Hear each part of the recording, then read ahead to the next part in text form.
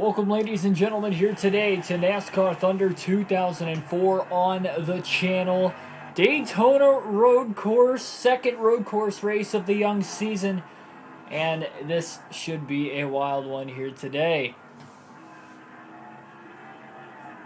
Before we get into this one, though, subscribe if you are new for more daily NASCAR content. We do these full race live streams with a realistic broadcast on the daily as I start my young broadcasting career. So help me out on that journey to hopefully one day living the dream of broadcasting or being part of a broadcast in a real NASCAR race. So thanks everybody for joining here in the early going of this one.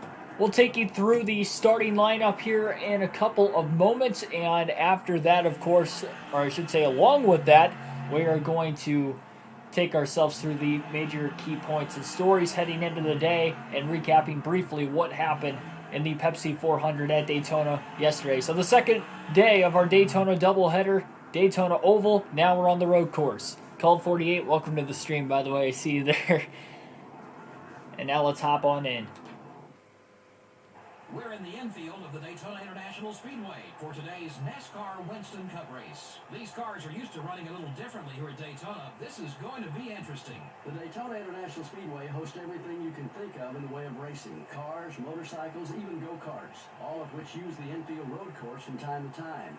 We're in for a real treat today as the NASCAR Winston Cup Series comes to this unusual layout. Greg Biffle will be looking to break his poor finish record at the road courses. When the green flag drops for this one, everybody has a chance to win. Just hasn't been his day yet at a road course, but who knows, maybe this will be it. 2002 was a breakout year for Kurt Busch and his Roush Racing team. That it was. With 3 wins and 10 top 10 finishes, he showed that he's one of the rising stars in NASCAR.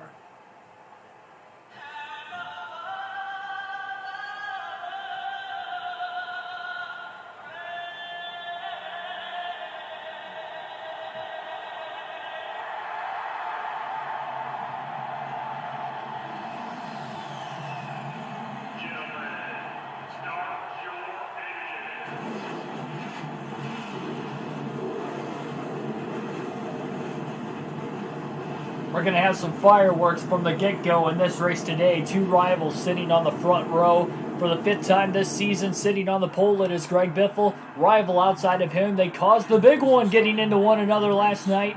Ryan Newman. And remember, Biffle looking for some retaliation on a few drivers coming into today's race as well. Newman, of course, being the points leader. Biffle, the most winningest driver this season. Ricky Rudd, Tony Stewart coming into this race starting in row 2. Stewart winless on the year. Ricky Rudd, his only win came on the first road course at Watkins Glen. Road course ringer himself, Robbie Gordon, will start inside row 3. Outside of him, Rusty Wallace. Dale Earnhardt Jr. and Steve Park will make up row number 4 for Jr. He does have a win. He won a few races ago back at Martinsville. In row number 5, we've got Jerry Nadeau and Dale Jarrett. Dale Jarrett has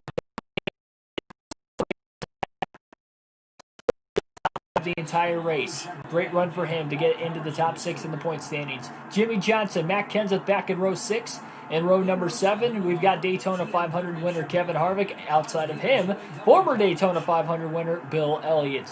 In row number 8, we've got Christian Fittipaldi and Michael Waltrip. Waltrip struggled mostly throughout his career on the road courses. We'll see how he'll do today. Jeff Gordon, Ward Burt will make up row number 9 for Jeff Gordon. He's got a win this season and has the most wins in a NASCAR Cup Series career on road courses in general. Sterling Marlin, Bobby Labonte will make up row number 10 for today's race. And row number 11, a couple of Roush Fenway Fords of Mark Martin and Kurt Busch.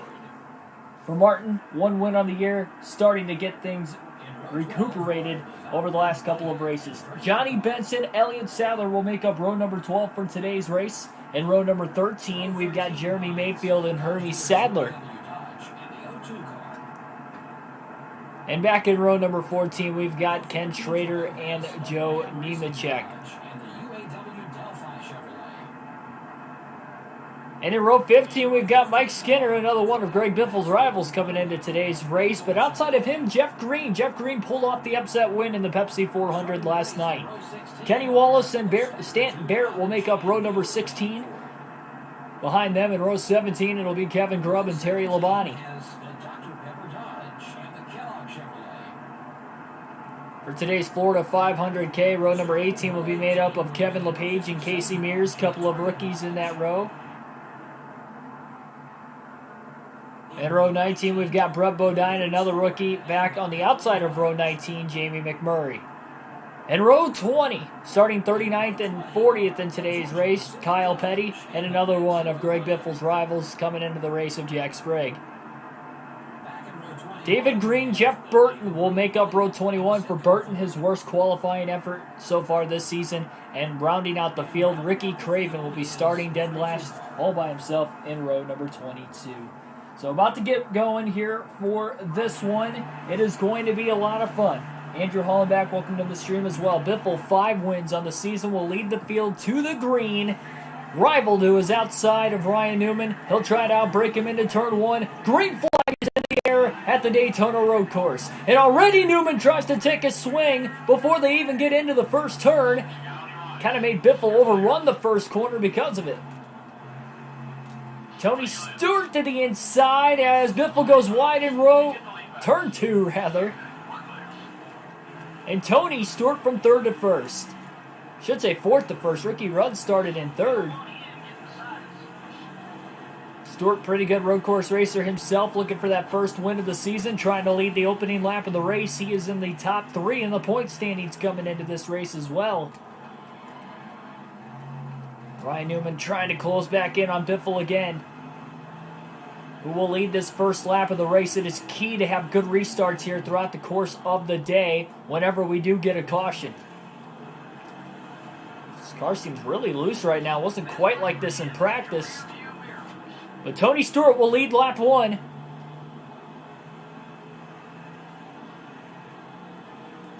Fastest portion of the racetrack going down into turn 1 through the oval portion of the racetrack there. Through the tri-oval. There's a small part on the back straightaway they hit, but outside of that, that is the only turns on this actual oval.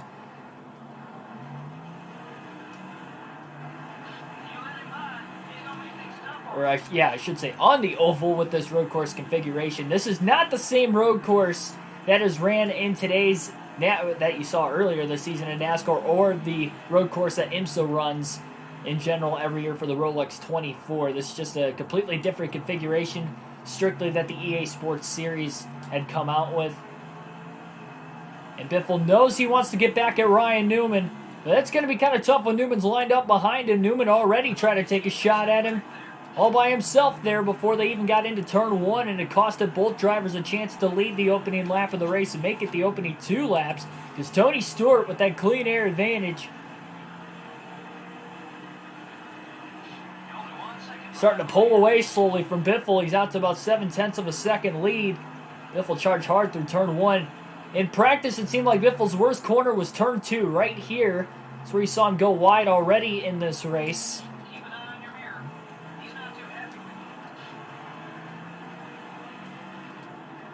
He's trying to use a little bit less brakes and trying to just roll out of the gas a little bit more. You want to stay off that curbing. The curbing really shoots the race cars off on this racetrack in particular.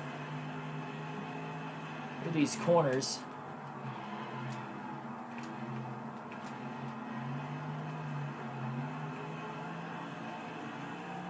Biffle just trying to keep pace with Tony Stewart, but it's so hard to pass. Very few passing zones around this configuration of the Daytona road course. Biffle needs a solid day, though. He had a rough 29th place finish in the Pepsi 400 despite leading the most laps in that race, led over 70 of the 160 laps.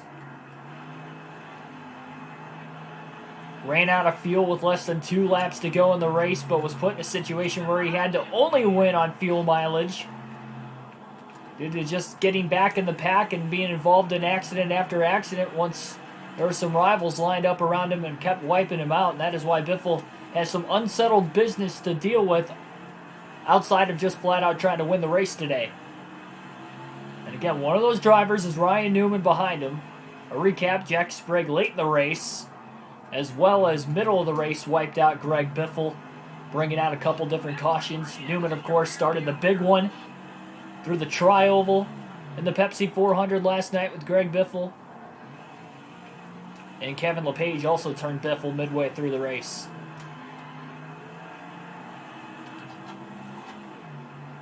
So hard to tell who's faster. It seems like certain corners, Biffle gains on Tony Stewart, but lap after lap, Stewart just seems to have a better lap.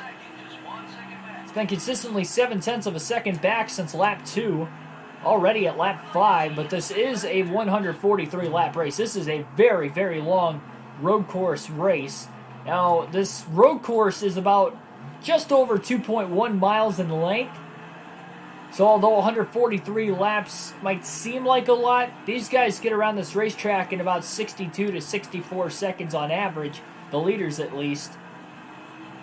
So although it is somewhat longer, very, very fast speeds, it does not take these guys too long to get around this track.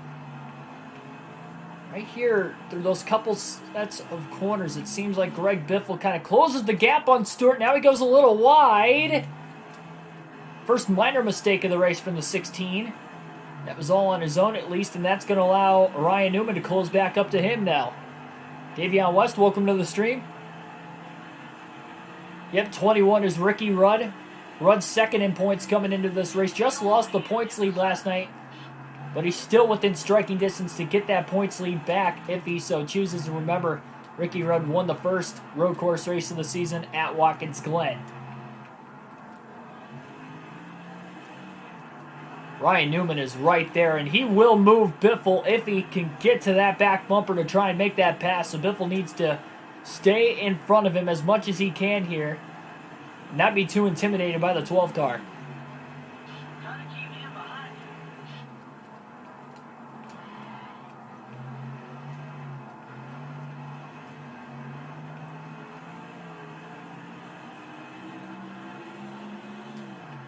Biffle tried running a little wider through that corner. It actually seemed to work out a little bit. Bounce off the curbing. Didn't seem to go too tight there.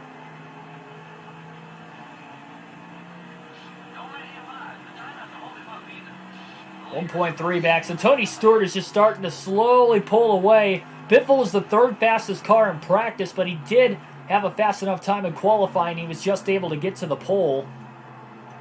Two drivers that were faster than him, believe it or not, though, were Jeff Gordon and Dale Jr., who qualified a little bit further back. Not Tony Stewart or Ryan Newman, who are in the top 3 along with Biffle right now. So that's also a little interesting to go forward. Keep an eye on the 24 and the 8 car throughout the course of this race. They might be trying to claw themselves to the front. Remember, no stages on the line. If it takes you all race to get to the front, those are the only points awarded throughout the race outside of course, 5 bonus points for leading a lap and another 5 bonus points for leading the most laps.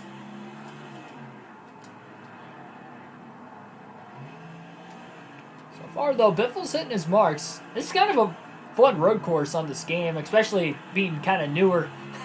Didn't really have much practice, but I gave myself about 20 laps of practice. I kind of figured it out pretty easy for the most part. I actually think this road course is easier to drive than Watkins Glen on this game, which we already went to this season, so I feel a little more confident. Honestly, last night when I put this race in the schedule, not really running it before, only going off of what I've seen of the racetrack in this game, I was a little nervous, especially after having a rough patch in the last 2 races, because we don't need to lose points again tonight.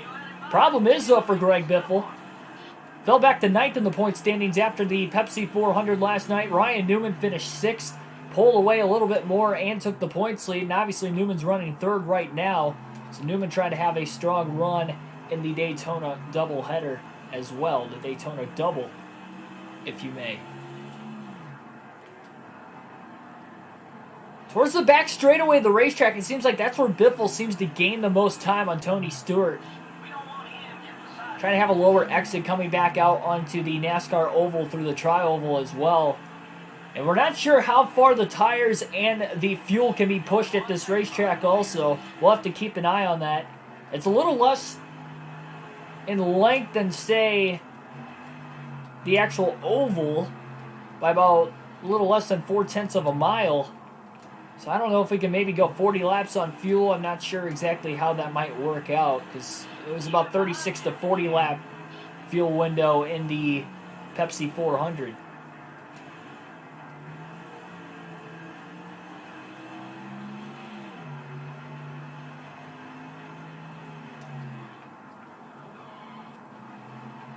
trying to run maybe a little bit wider again through there. Seems like he gained a little bit more ground on Tony Stewart. And he's starting to lose Ryan Newman a little bit. Newman all by himself in third. The top three have really pulled away pretty much since the opening lap. Biffle trying to get within striking distance of Stewart. He's just not able to up to this point. Trying to draft him through the tri-oval. Maybe that could help. Doing what he can to draft him, that is. Biffle breaking early into turn one is just kind of gunning it. Seemed to work out for him, but that might be why he's a little tight in turn two. Maybe carrying a little more speed than what he wants. Oh, he gained a ton of ground there.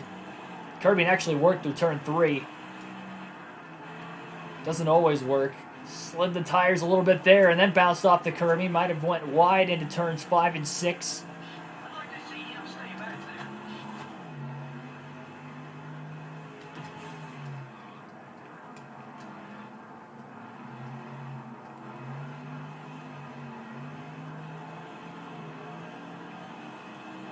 Remember, Stewart qualified 4th, but the contact before they even got in the first turn of the first lap between Newman when he just door slammed Greg Biffle was kind of a big moment there. But Biffle slowly catching Tony Stewart. That was the biggest chunk he gained that last lap. Right there with the leader. Stay with him. Braking a little early. Got through turn one really well. But now where is the perfect place to pass? I raced with a couple cars in practice. I did not pass a single one outside of a couple engine failures by Sterling Marlin, I believe Elliott Sadler. But unfortunately for myself, I couldn't actually make the pass before that happened. Keep an eye on your mirror. He's not too happy. If he wants to get to the lead as quick as he can, try to get as many laps led as he can to maybe get 10 bonus points. That was something that helped despite a 29th place finish yesterday in the Pepsi 400. Oh, Biffle's there. A little contact with Stewart. But now he's on the outside. Okay, we're back inside. Going to try to undercut him now with a crossover move. Stewart got loose in the final corner. They're side by side. Not for the moment. Biffle has to duck in line behind Stewart. Tony still leads at the line. Biffle looks low into turn one. Oh, Tony kind of pinched him off. Tony's in the guardrail. Gets back on the racetrack, but Greg Biffle to the lead here in the Daytona road course. And I'm just trying to get away from Tony Stewart.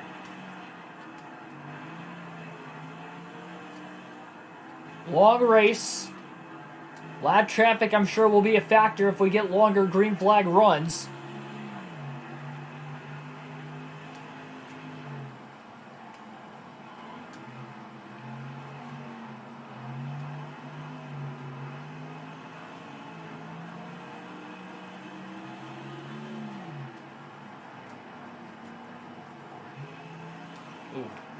Second time Biffle went a little wide in that corner, hugging the curbing that time.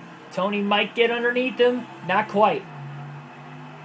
Look at that, Ryan Newman starting to close in a little bit. That last lap after Greg Biffle and Tony Stewart went racing with each other for a couple laps in a row. 5 bonus points awarded there. Biffle leads his first lap of the race at lap 13. Kind of undercut turn one a little bit. Tony gains a little bit more time. Biffle's not pulling away from him despite getting around him.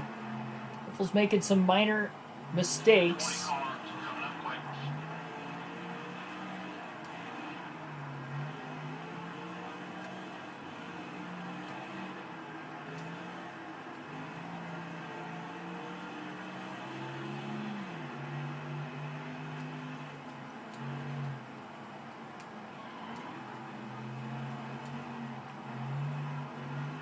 To being a longer road course, 2.1 miles. It's longer than Sonoma, or I should say Infineon Raceway. It is what it was named back in 2003. But it's not quite as long as Watkins Glen International, so it's a little tough. If we're trying to break the draft down to the apron there through the tri-oval. Ooh, Biffle got a little loose, too. Until Penske dodges inside the top 5. Rusty Wallace up to 5th place. Ricky Rudd still hanging out in fourth. No signs of Jeff Gordon-Dale Jr. yet. Jr. not that great on road courses in his career, but again, he had the second fastest time in practice. And for Jeff Gordon, he was top of the charts in practice. Both drivers qualified outside the top 10. Tony Stewart still clinging around, though. Be interesting to see how this race might carry forward when the tires start to wear out more and more.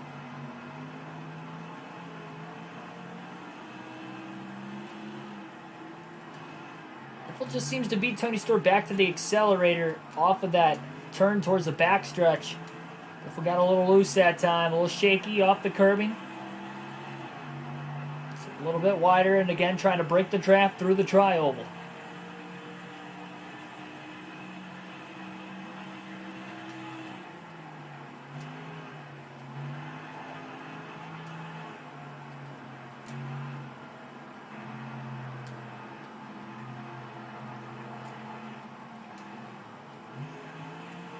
Again, the three drivers Biffle will try to get payback with in this race. Again, Ryan Newman, if the cards fall right, of course, if Newman gets to that position. So you know Newman's going to already try to take out Biffle. Biffle wants his payback after the big one was caused through the tri-oval last night.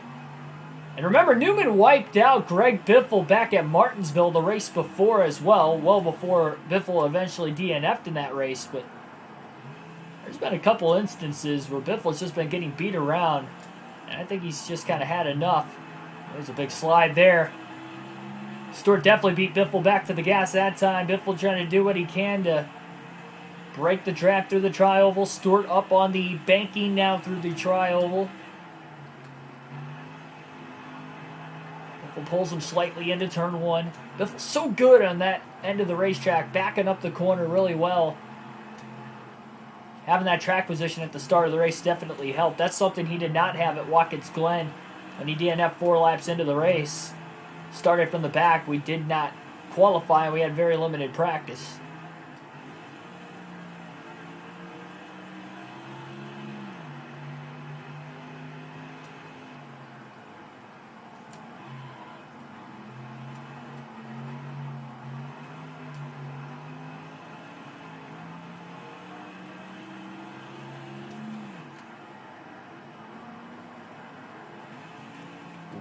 Wide again there. And a clip of the sand underneath the curbing. Stewart goes high. And he's still there. Biffle kind of protected the bottom despite undercutting that corner a little bit. Biffle's still going to lead the lap at the line and hold on barely in front of Tony Stewart. Biffle almost gave up the lead there. Looks like we got one driver on pit road who has already blown an engine. Not sure who it was, but somebody seems to presumably be out of the race already, less than 20 laps in.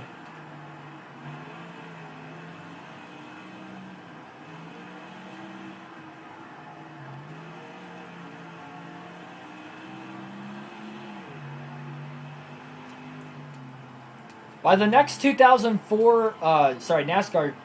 Thunder 2004 race, which will be next week, I will have a camera. So this will be the final race without a camera for this game.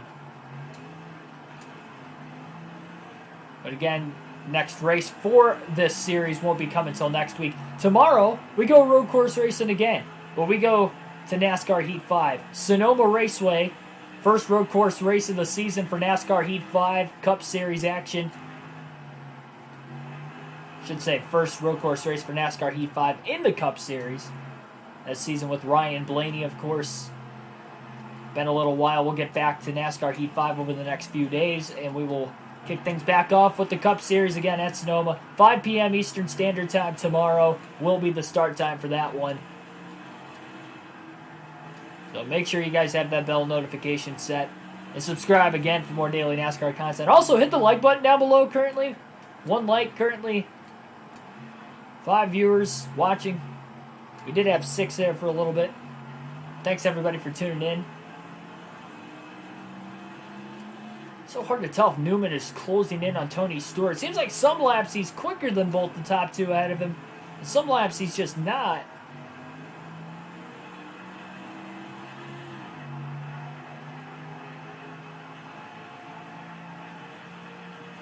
I'm not sure exactly how far we can go on fuel. 1.1 second lead at the line for Biffle. 2.6 back to Newman. Over 4 seconds back to the fourth place driver, Ricky Rudd.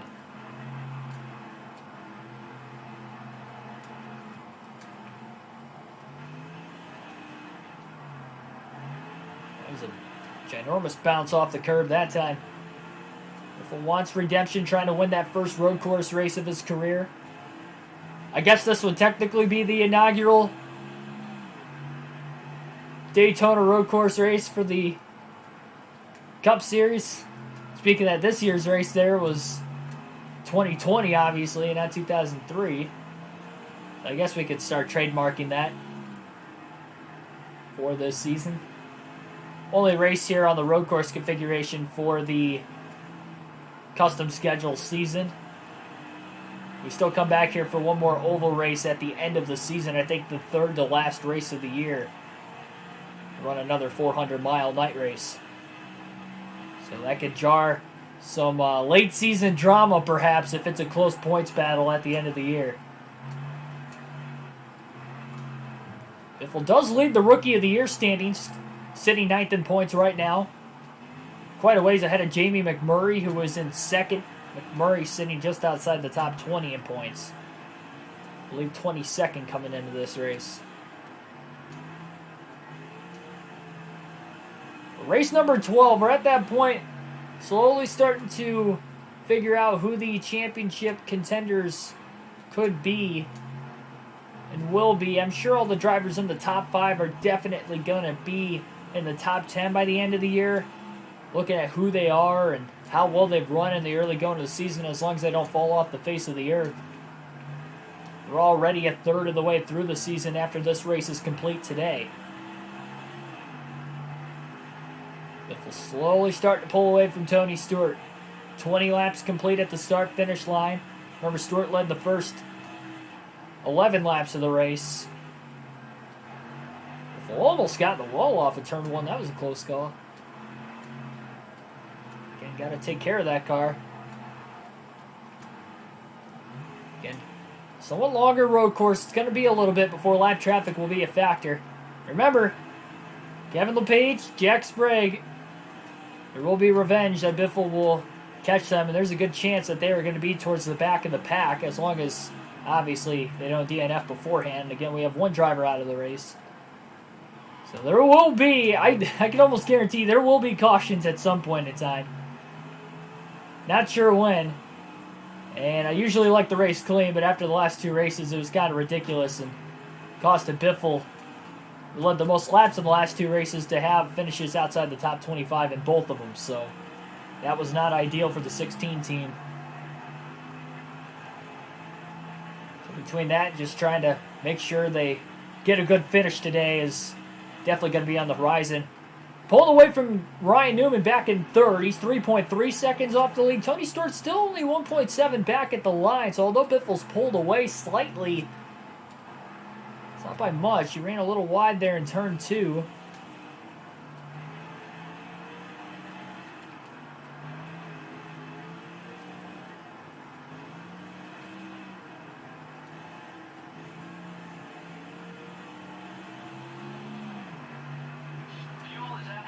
About halfway on fuel, lap 22.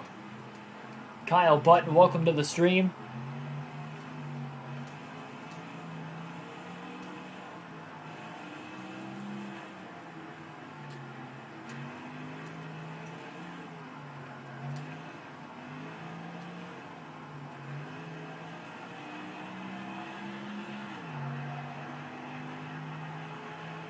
Set a Daytona.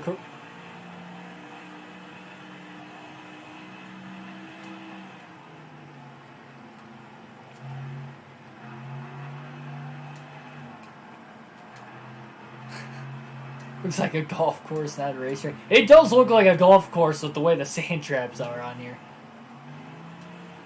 This is not the Daytona road course. This is just the Daytona road course in this game. Again, can't really do much about that myself. But I thought it'd be pretty cool if we had one fantasy track on here for our custom schedule season, because this game has quite a few of them. And I figured this would be a good one. It could add another road course to the schedule, and at least it's at Daytona, and Daytona does have a road course that, in fact, the Cup Series did even race on this year, although this isn't the same configuration.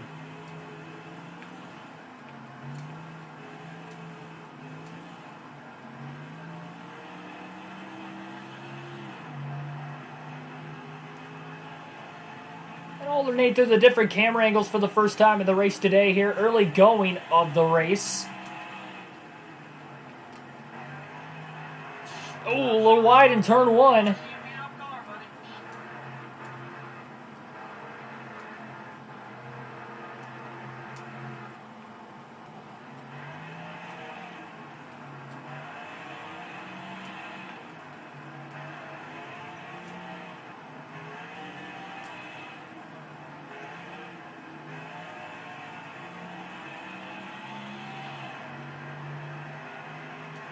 Pretty bumpy over the bridge section of the racetrack as you go over that mini lake, that pond Daytona has on the back stretch here.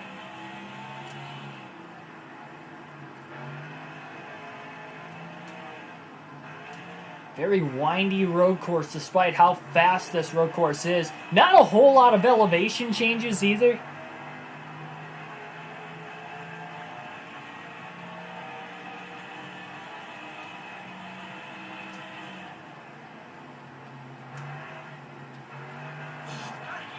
That's the second lap in a row. Greg Biffle's gone wide in turn one. That's arguably his best corner, so that's a little strange. He's gone wide there a couple times already.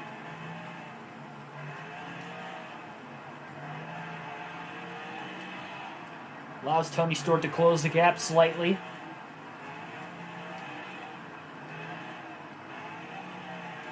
Just past halfway through the fuel run. Tires aren't extremely worn out yet.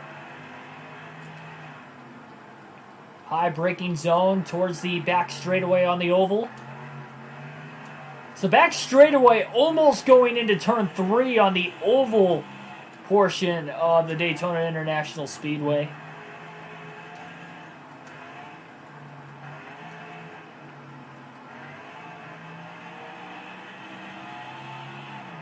Big hop there getting back onto the oval as well on the front stretch.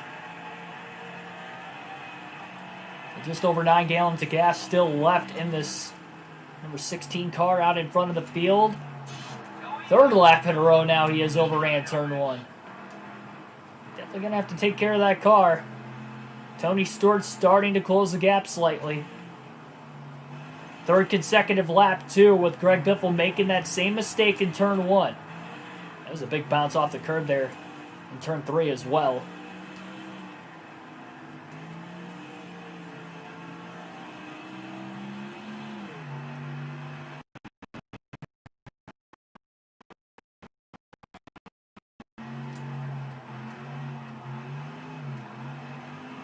Ethan, welcome to the stream.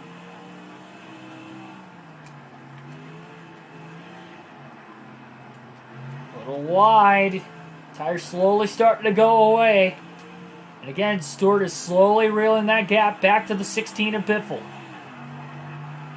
And there's still quite a ways before the lap traffic will be caught. Boy, Biffle beat Tony Stewart back to the gas. I don't know how he beat him back that quickly. Biffle made sure he was going to back up turn 1 a little bit more. Not just early like he has up to this point. Now the tires are starting to wear out. I think that's why he was starting to miss that corner. I'm sure you're going to start seeing the lap times fall off at this point in the run pretty drastically compared to how they were at the very beginning of the race. In the very beginning of the run when everybody was on 4 fresh Goodyears.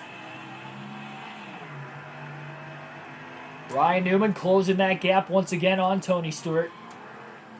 He'll slip the tires a little bit there. That hard hairpin corner. Tim Irvin, welcome to the stream.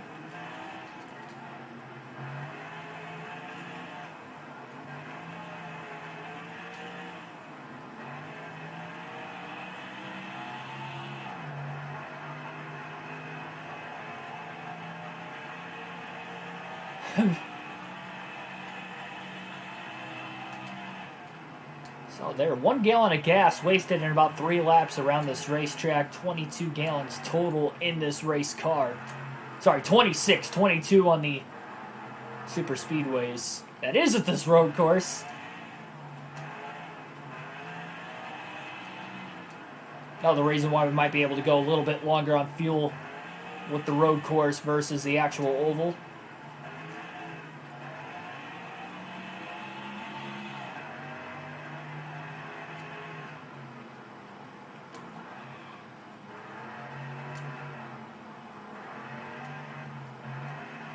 Riding the brakes a little bit easily around this racetrack, but really trying to back up the corners as much as we can as well.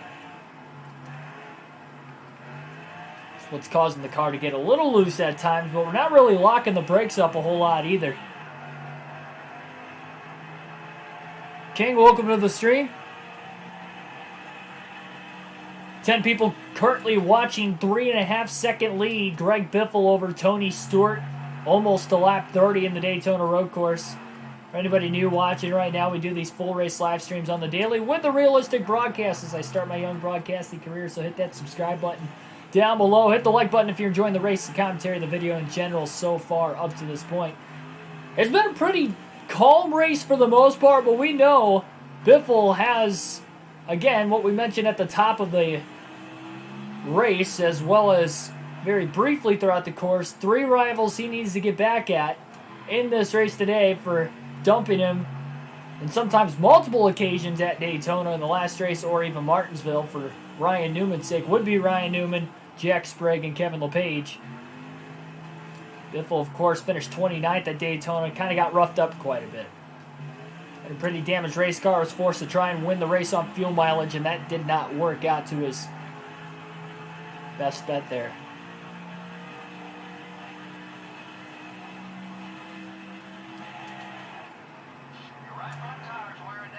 Right front wore out right into the braking zone in turn 1. A little uneasy feeling maybe for the 16.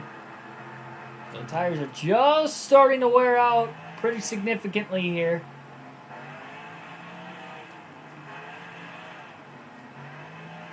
I wonder if these guys are even going to catch lap traffic before our first pit stop of the race, because up to this point, again, no lap traffic yet. We're at lap 30. Again, with how long the road course is, how high of speeds. We were seeing high speeds in practice and qualifying of 170 plus miles an hour, almost 180 miles an hour. Mostly that's going down into turn 1 through the tri-oval, but still.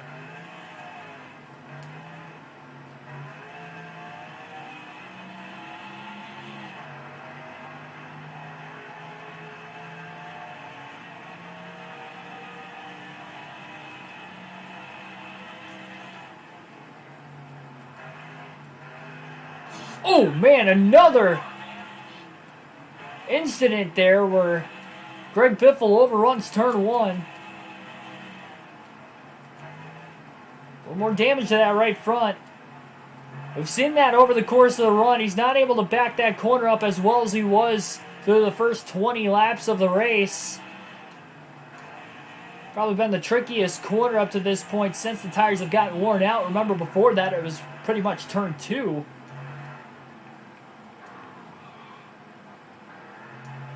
Wider entry into the hairpin.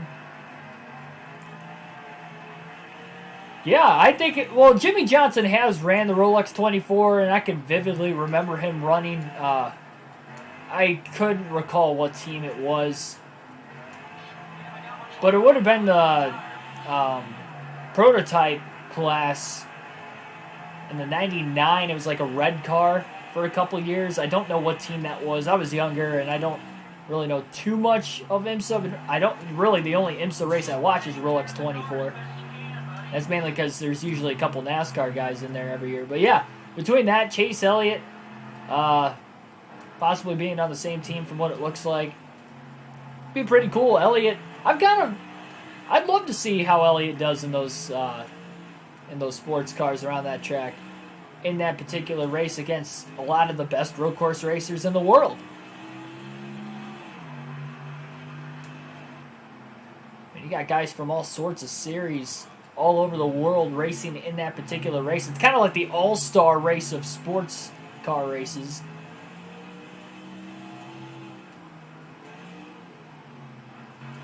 The kickstart of the American motorsport season as well. But yeah, Chase Elliott, very good road course racer, if not the best in NASCAR.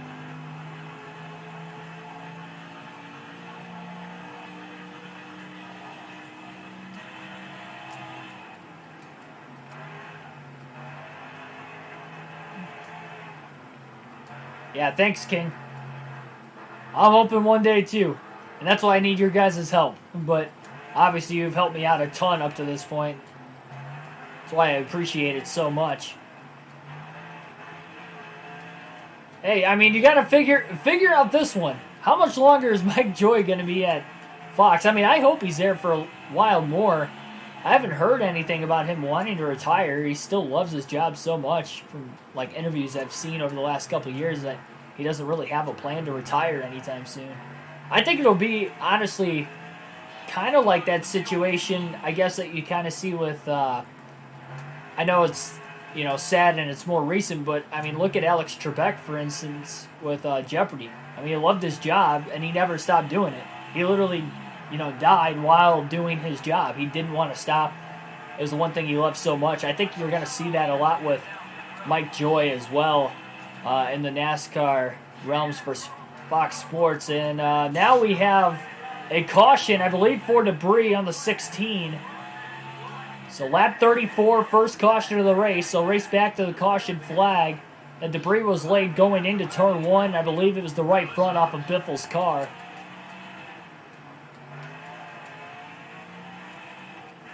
And you can see the lap cars not too much further up ahead as well. We were very close to the lap traffic. And you're probably going to see some pit stops, I would have to imagine, under caution. Biffle will be the leader, obviously. So he will have to make that first split-second decision of whether or not he wants to come to pit road. And I think now would be a good time to come into the pits.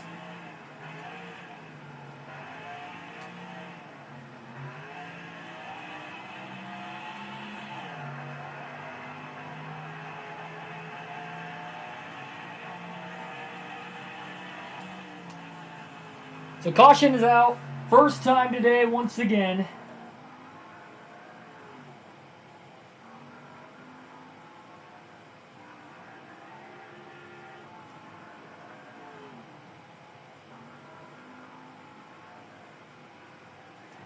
And it was debris off the 16.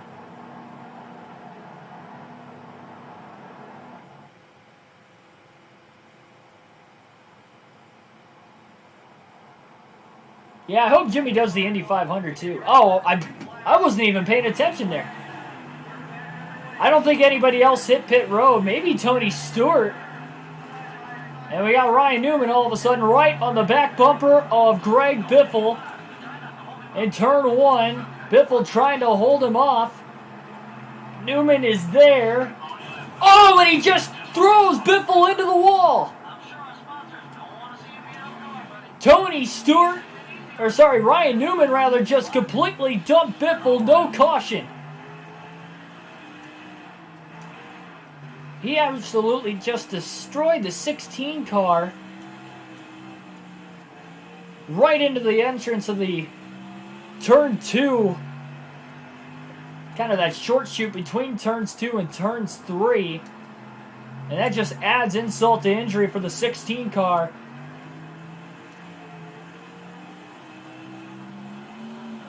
Wow, that is very, very tough. I'm not sure what... I mean, obviously we know it was all about the rivalry between the two, but that was just completely uncalled for, and that just destroyed the right front even more on this 16 car. I meant to pit, and I wasn't paying attention. It wasn't necessarily just me looking at the chat either. Well, let me tell you guys, Ryan Newman might have another thing coming after that. Biffle already was really upset with him. Start of the race, he tried to pull something, and then right there just completely wiped them both out, battling for the lead on the restart. I'm not sure how many cars pitted, though. I didn't hear anything about any of the drivers hitting pit road. These guys do have a couple more gallons of fuel left. But there's Kevin LePage up here. Remember, he's one of the other drivers Biffle needs to get payback on, so might as well, Biffle needing a caution. Why not take out one of the rivals that he needs to get payback on eventually today? Although it's not Ryan Newman who caused that latest incident. Page just gets around Kenny Wallace there. We have two drivers that have DNF'd up to this point as well. Kyle Petty and Christian Fittipaldi are those two drivers that have DNF'd so far.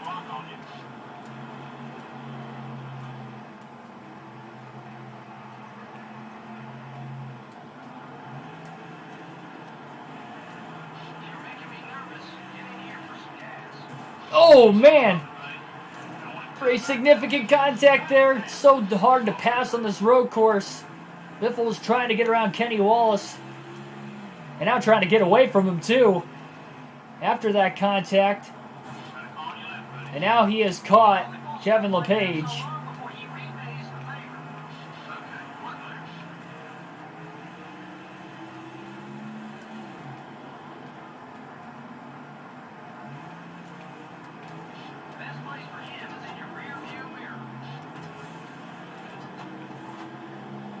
Doesn't have many more laps he can go on fuel. After that caution and the caution laps, I'd assume he can go a couple more laps.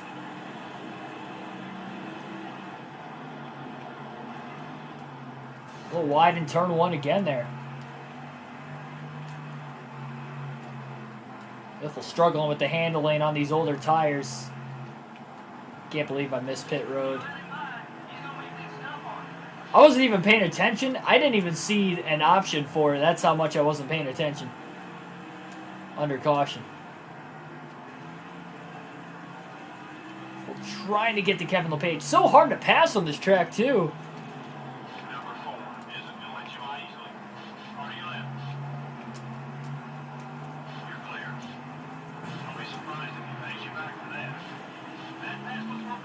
That'll work.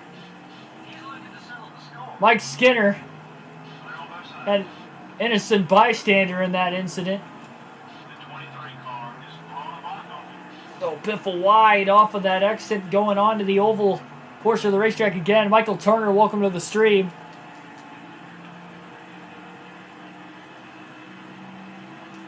Biffle just trying to stretch the fuel run out as long as he can now. Before he hits pit road.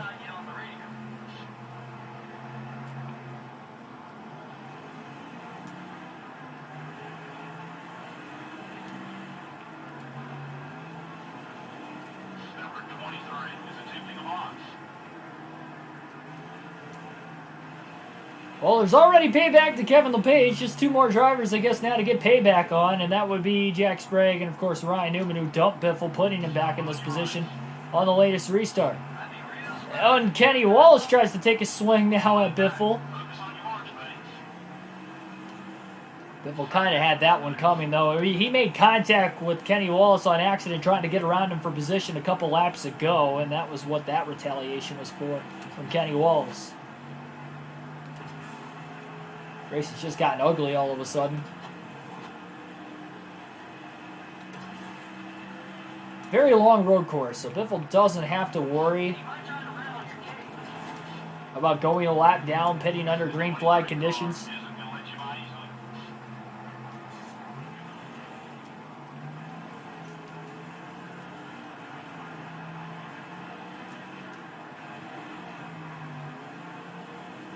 Yeah, I'm not sure how old Kenny Wallace is now. Is he still dirt racing by chance? I know he was racing late models there around the country for a little bit.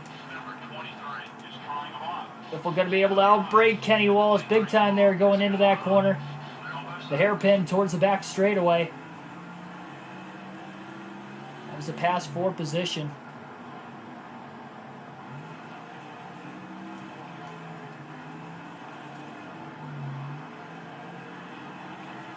Greg Biffle will be coming down onto pit road right now. Not sure if he was going to make it another lap or not. So Biffle coming into the pits. It'll be 4 fresh tires and a full tank of fuel for the 16 team. Damage will be repaired.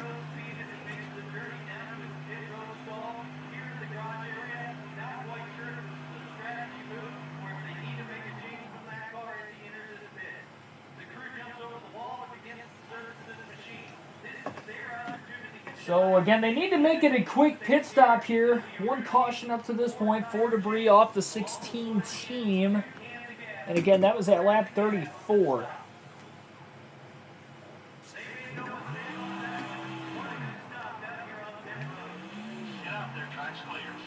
So now Biffle's got fresher tires here by about 6 or 7 laps.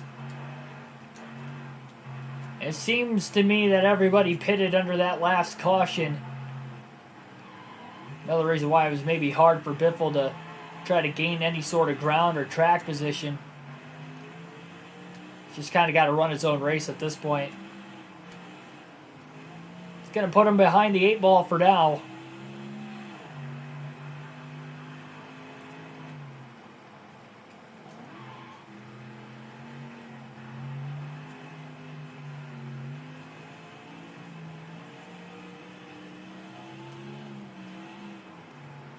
Should be a 3 pit stop race total, so there still should be 2 more pit stops left the rest of the way for everybody else. So I don't think that's going to change. The difference is, again, that 1 pit stop is under caution for everybody outside of Greg Biffle. Biffle pitted under green. That was the major difference there. He's currently sitting in 41st, and obviously he's not leading laps like he was earlier in the race. So as far as trying to get the most laps led, it could be a lot more difficult into trying to do that. But we'll see if we might get any more cautions. I'm surprised there wasn't a caution for when Ryan Newman completely put Greg Biffle in the wall, as well as himself in the process. And Biffle was parked and was just sitting there waiting for the cars to pass him before he could back up onto the racetrack.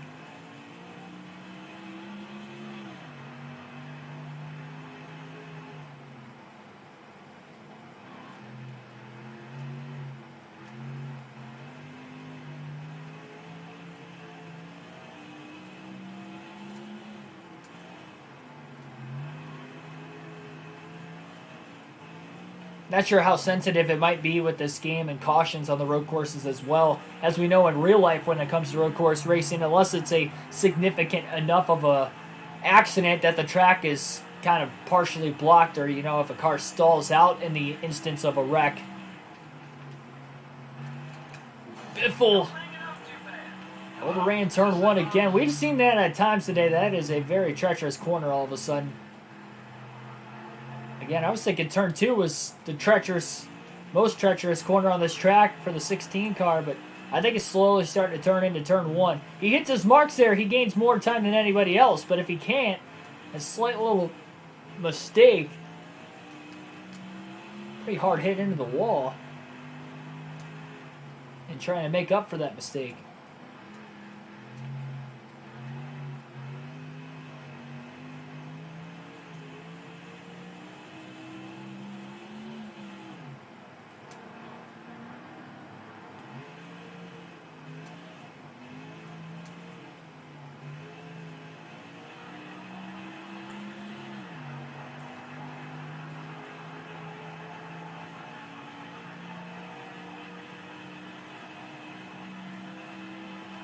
Only came the front street.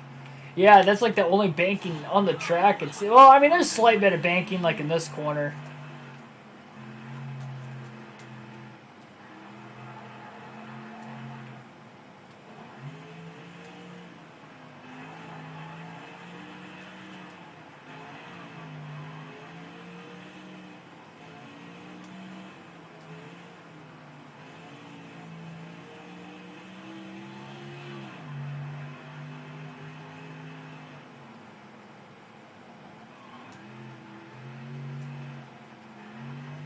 Quiet part of the race here.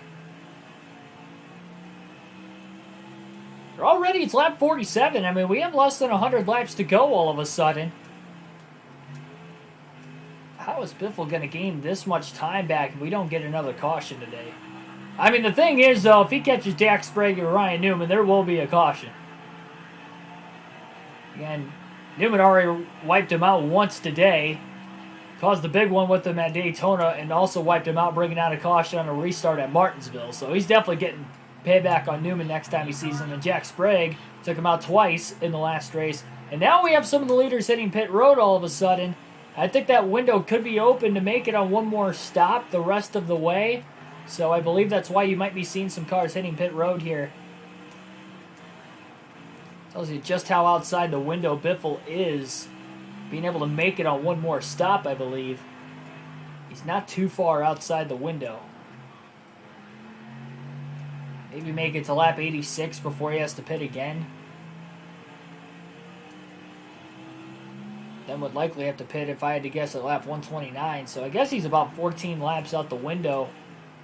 Being able to make it on just one more pit stop. It's quite a bit of cautions to try and catch up to that point.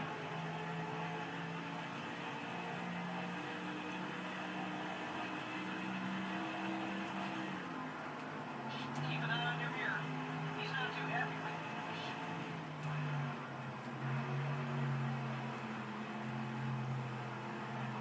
Couple top 5 cars are on their way into the pits. This could be guys that haven't pitted under the caution as well. That's definitely possible too, I guess.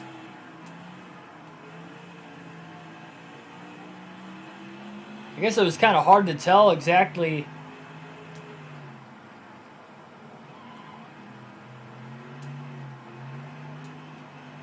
who pitted and who didn't.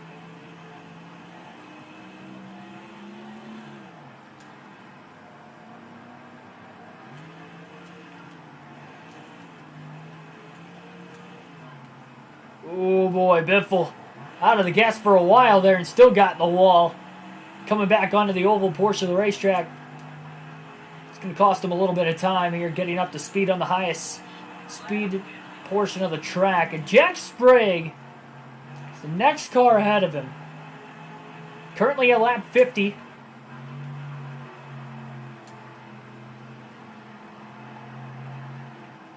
That could be a caution if Biffle catches him. Sprague could have just came out of the pits, too. I guess that's a possibility. Yeah, Tim, we fell back because we pitted under green about 6 to 7 laps after the caution. Stretched that fuel window out a little bit longer. I meant to pit under green. I just kind of, or under caution, but I kind of missed it. So, we had to pit under green, but seems like we've had some other drivers pit under green as well. So we weren't the only ones. Kind of setting ourselves by ourselves at the moment, but things will even out eventually, I'd have to imagine. Biffle's already ahead of Sprague. So Sprague was scored ahead of Biffle, and Biffle crossed the line the last time by, and I think that's because he was still on pit road. Yeah, we have more of the lead cars hitting pit road here. So I'm not sure exactly how far they could go on fuel. Biffle can only go 42 to 44 laps, it seems like. Might have been able to go another, but he was playing safe from when he did pit.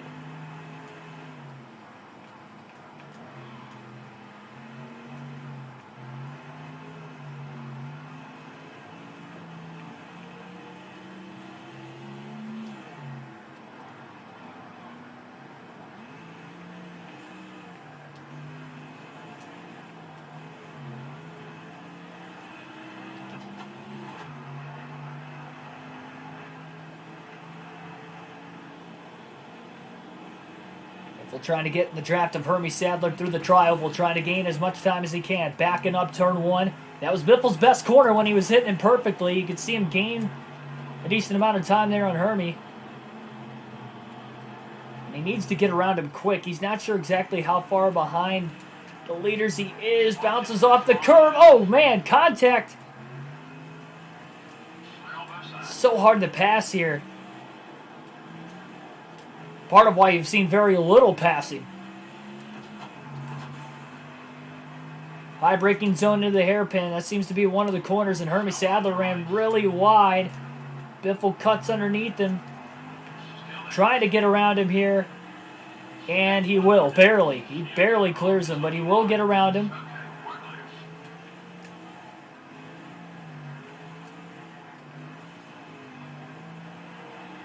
Oh, Hermie Sadler got in the wall getting back onto the oval.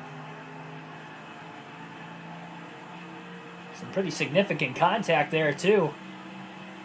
Biffle's been closing in on the lead about a second a lap. Fresher tires making the difference with him versus the leaders, so I think short pitting like he did might actually pan out if we stay green long enough. There's some leaders coming in. More of them coming to pit road this time by as well. Kind of one of those quicker racetracks to get up to speed as well. It only takes a couple corners perhaps, with it being a road course.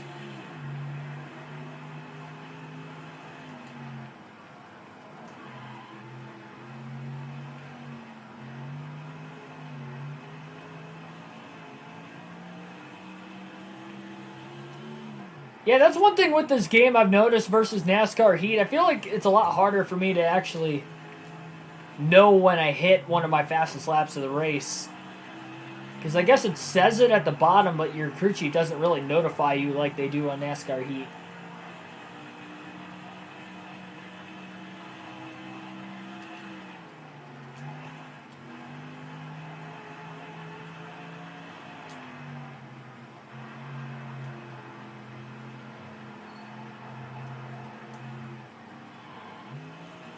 I was expecting this to be a very long race today. I'm not going to lie. When I found out it was 143 laps, and I saw the length of the racetrack was a little over 2 miles, I was like, this race is going to be 3 hours long. Like, this is going to be a long race. But I think I'm starting to understand that, obviously, once I found out in practice, I'm like, okay, it might not be quite that long because the laps don't take as long here as I thought they were going to take. I still think 143 laps is a little much. If it was, closer to like 120, I'd say would probably be the right margin, like 115 to 120, maybe 125. So, and that makes a difference. That's like a good 20 to 30 minutes less of a race, but yeah, this is definitely the longest road course race of the season. Again, 4 road course races, 2 at Watkins Glen, 1 here, and 1 at Infineon. 4 road course races on this custom schedule season.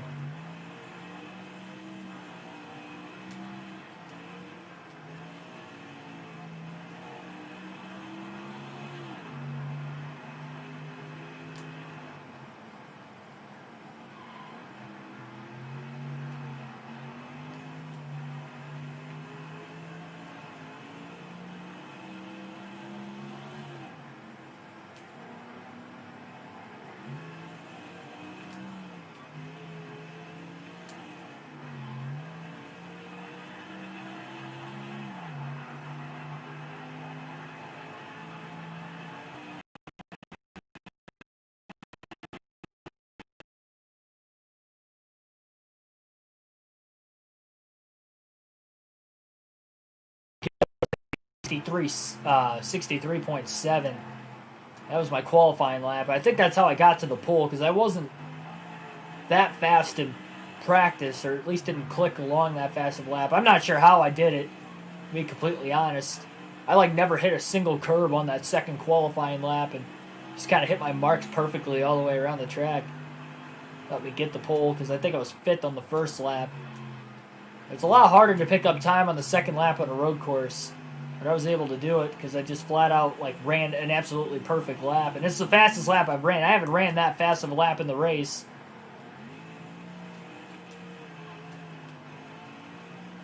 Lap 57 this time. Still ways to go, but we are again clicking our way through this race.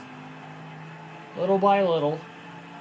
Not sure exactly who the race leader is right now. I'd have to imagine it's probably Tony Stewart after Newman just completely wiped out Biffle. And that's another thing, too. Biffle, although he didn't pit under the caution, he could have at least been in the top 10, at least, when he came to pit road, not lost as much time. Instead, he was in 41st when he came to pit road because Ryan Newman just completely wiped him out And no caution came out with it. And all the track position was lost before Biffle had even come to the pits. Another instance of why Biffle needs to get back at Newman today. That was just a very tough break.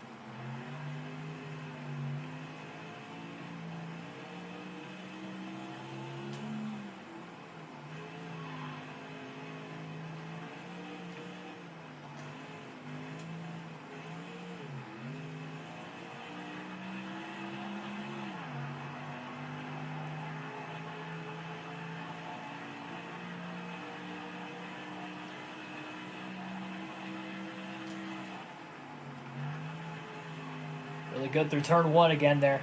Laps on the tires still relatively new. Tires are still relatively fresh. It's a huge help for the 16 team. Again, running the automatic transmission on this game. It's a lot harder to run manual on this. Again, it doesn't seem to want to shift exactly when you want it to. No, this is on PlayStation 2.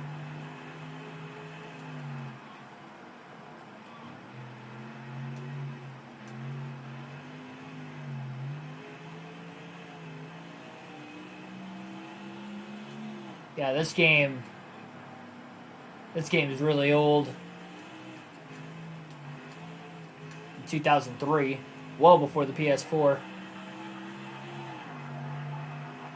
And PS3 for that matter. I know that the PS3 was backwards compatible, so you can play this game on a PS3 technically.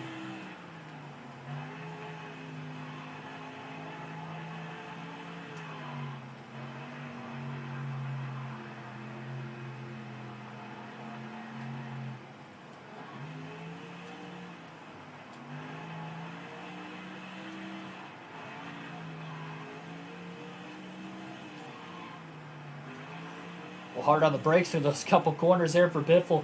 Really pushing the race car as hard as he can right now, trying to get back as much time as he can. The good news is, having this open space, it's a lot easier to gain the ground than when you have cars around you.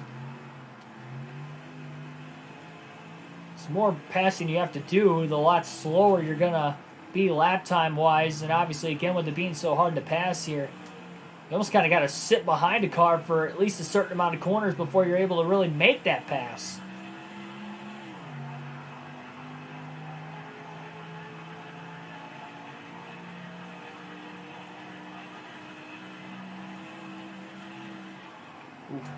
Lewis getting on the brakes there into turn one, almost in the wall.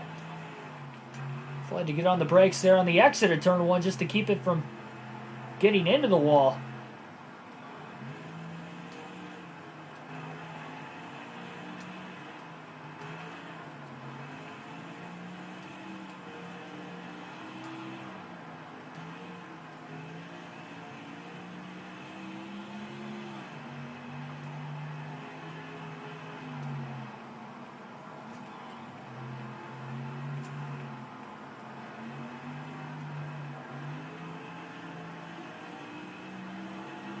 Pack of about 3 or 4 cars, not too far up ahead as well.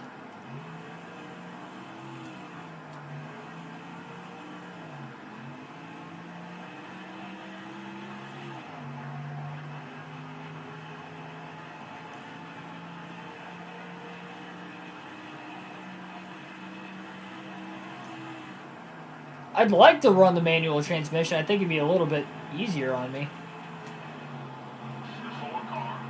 It just feels like it's like delayed and it just doesn't shift when I want it to. That's the only reason I don't do it. Well, we got a couple rivals all of a sudden right here. Biffle tries to outbrake Mike Skinner, a little contact. Skinner kind of bounced off the curb behind him, and there's LePage, who Biffle already got payback on a little bit earlier.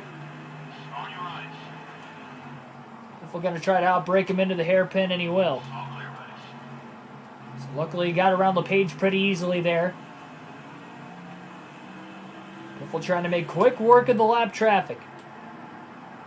First 2 cars, pretty successful trying to get around him.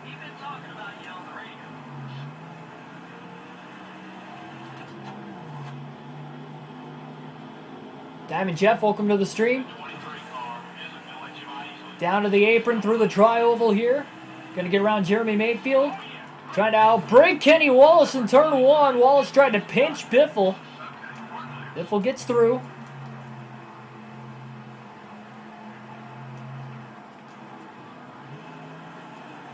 Best place for him is in your rear view mirror.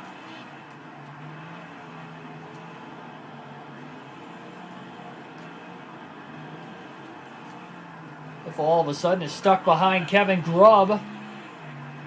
And he'll get around him cleanly. Kind of had to pass him around the inside there, and he slides the tires into the hairpin, but stays in front of him. Biffle trying to make quick work of these guys a little bit further back in the pack. Again, he is trying to make up a ton of time right now on the race leaders, and he's doing about as good of a job as you could ask in the traffic.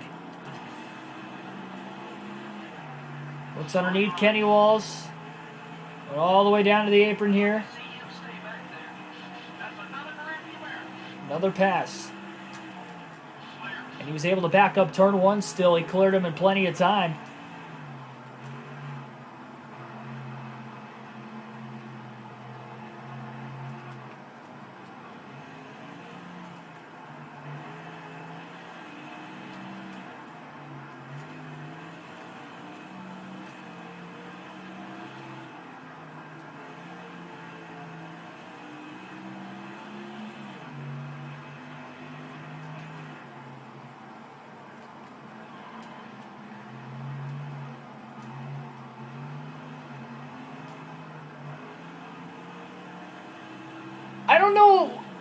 I don't know exactly what the deal was with Dodge and NASCAR in that fallout. Because remember, Brad Keselowski won the championship with Penske in a Dodge.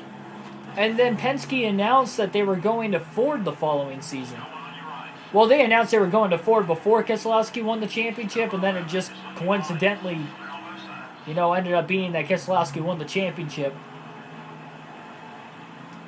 But they were going to move to Ford anyway, and I don't know if it had to do with the performance. It had to have likely been the performance, if I'm guessing. But then they won the championship, so yeah, I'm not sure how exactly that came about. I really don't know the details of it.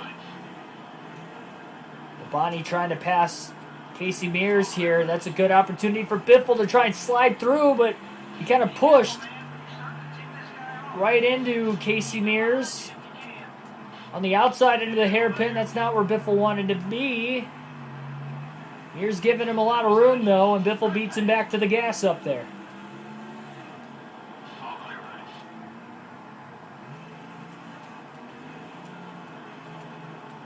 Terry Labonte bottoming out there. Big bounce off the curb, though, by Biffle.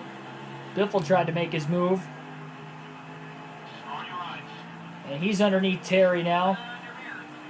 Maybe going to try to make a move into turn 1.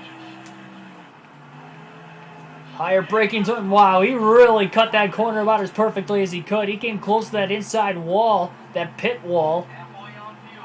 But he didn't hit it. And that's ideally what you want to do lap after lap. But I think that's the closest he's gotten it without making contact into that wall so far today. And that was a clean pass on Terry Labonte.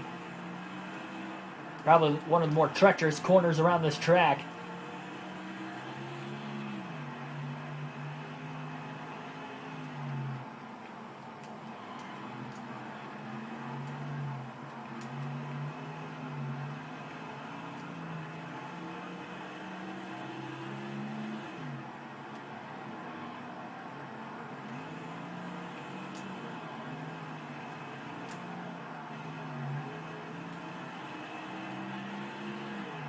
I mean, you can really see the speed in the 16 car. Draft off of Steve Park here. Not really able to get much of a draft, but he will get around Elliott Sadler through the tri-oval. Backs up turn 1, gains a little ground on Park and McMurray.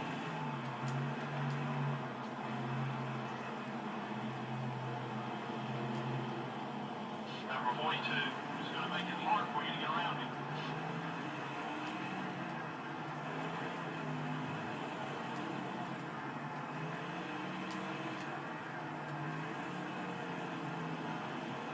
Biffle trying to set up Steve Park and Jamie McMurray. Cuts to the inside, going to try to outbreak them both. Oh, man, Park went high. McMurray just ran Biffle into the grass. Oh, and he runs him down again. Heavy contact, popping the left side of McMurray's car off the ground slightly there, almost as if he hit a giant curb. Biffle skates on by. Man, McMurray upset with Biffle for something. I'm not even sure why he's upset. I didn't even know he was a rival, to be completely honest.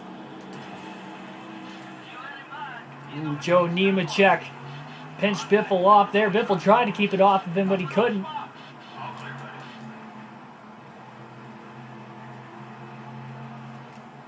That was a treacherous corner for Nemechek to try and throw a block like that, too. Barely gave Biffle enough room to even get alongside of him. They're lucky that both cars didn't end up junked right there in turn one.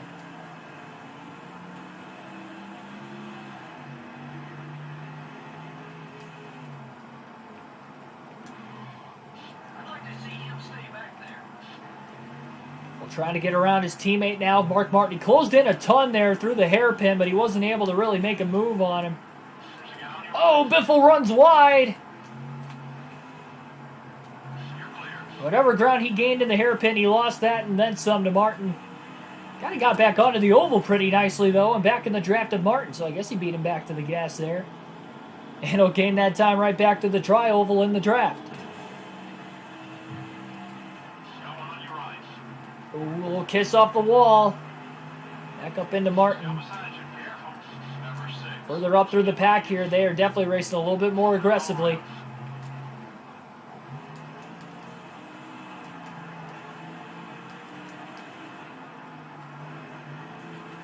Jeff Green won at Daytona yesterday in the Pepsi 400, the first race of our Daytona doubleheader, currently sitting 21st as we run in this one. About where he started, right around 20th place.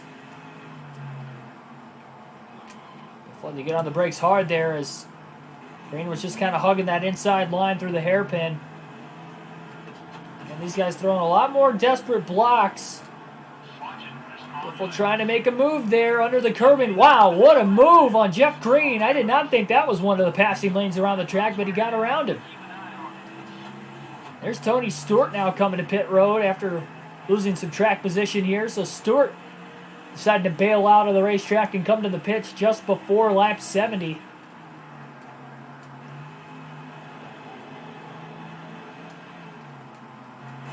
Oh my goodness! What happened?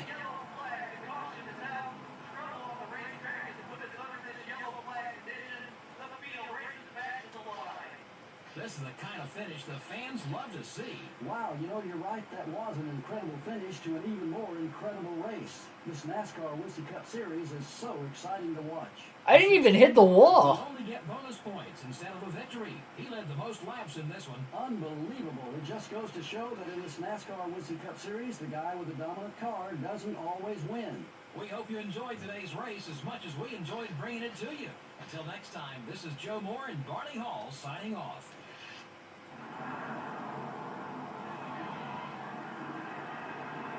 I'm in shock.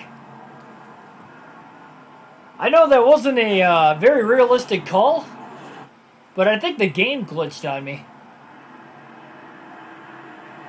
Because there wasn't even a curb there either, and I just completely just jumped in the air, and it just said I DNF'd after I hit that.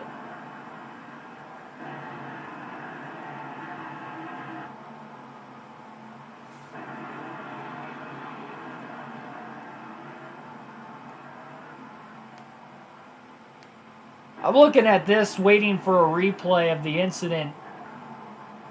Should be coming up very soon here. Very unfortunate circumstance for the 16 of Biffle blowing in it. Yeah, there it is. I didn't hit the wall, and there's no curbing down there. I don't know how that happened.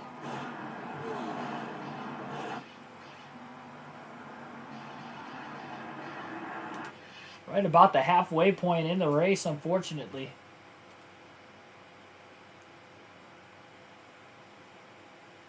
And that is the third straight finish for Biffle outside the top 25.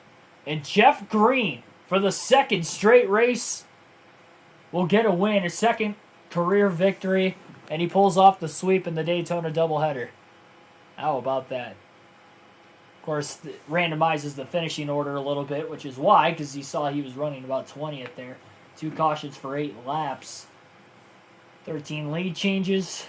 2 hours, 43 minutes total time on the race. So Jeff Green wins. Terry Labonte second. Bill Elliott third. Followed by Johnny Benson, Tony Stewart, your top 5. Then Jimmy Johnson at 6th. Dale Jarrett 7th. Ken Schrader 8th. 9th, Ricky Craven after starting dead last. And Joe Nemechek rounds out the top 10 in today's race as well. Trying to see who led the most laps in this race.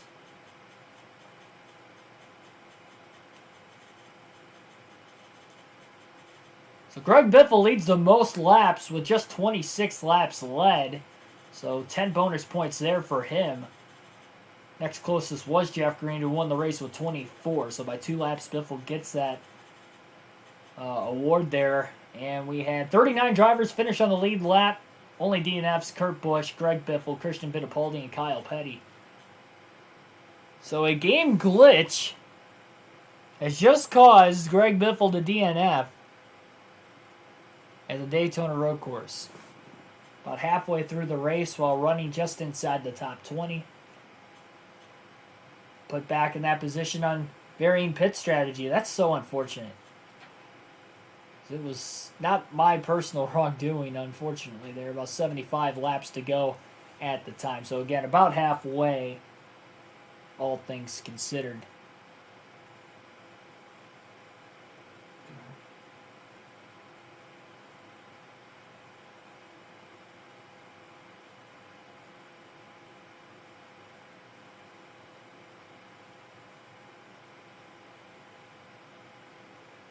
Well, the next race is at Dover.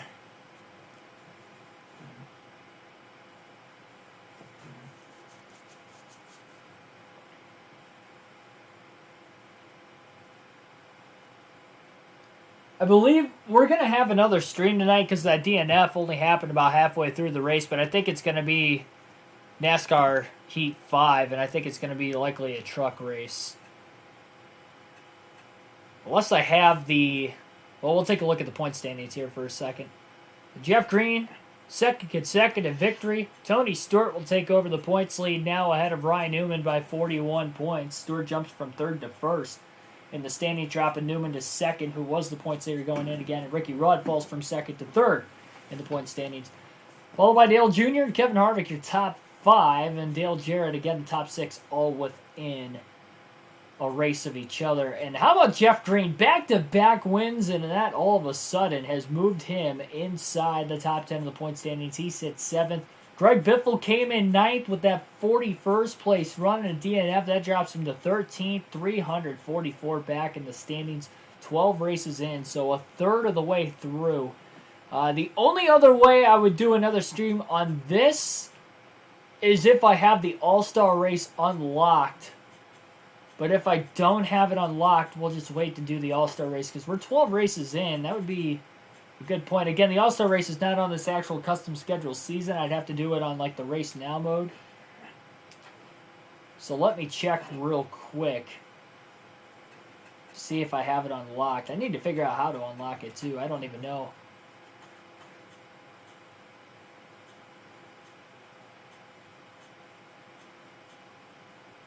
What the heck? I'll just check. I'm gonna have to do it on another stream anyway, so I'll just pick Tony Stewart. Lowe's Motor Speedway. All-Star. Yeah, I'm not sure.